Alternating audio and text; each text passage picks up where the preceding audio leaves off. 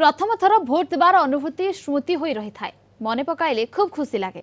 Nayagarh BJD विधायक प्रार्थी अरुण साहू और कांग्रेस प्रार्थी रंजित दास बखाणी प्रथम भोट देवार अनुभूति।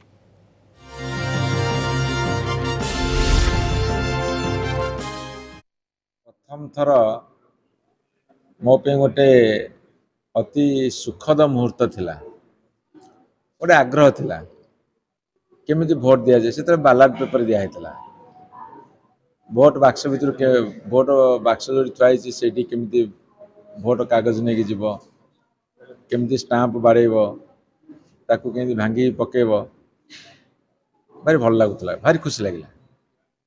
तो गोटे आग्रह थिला नुआ नुआ जमी गोटे स्कूल की कॉलेज की कोटी नुआ काम करिया गले जो भली गोटे आग्रह थाए, ठीक से भली गोटे आग्रह है भोटा केम दिया देखा। प्रथम थर पर मताधिकार सब्यस्त करने आम बूथ केन्द्र गलु से ईवीएम व्यवस्था नाला, से बैलेट पेपर थिला एवं बैलेट पेपर रे आम केमिति भोट दबु तत्कालीन से बूथ रे जो माने पोलिंग अफसर मान था भी गाइड करती। बहुत खुशी लगी प्रथम थर पर भोट देलु। मोर परिवार साथी मोर बापा बो मोर परिवार साथी भोट देवाक जाइली।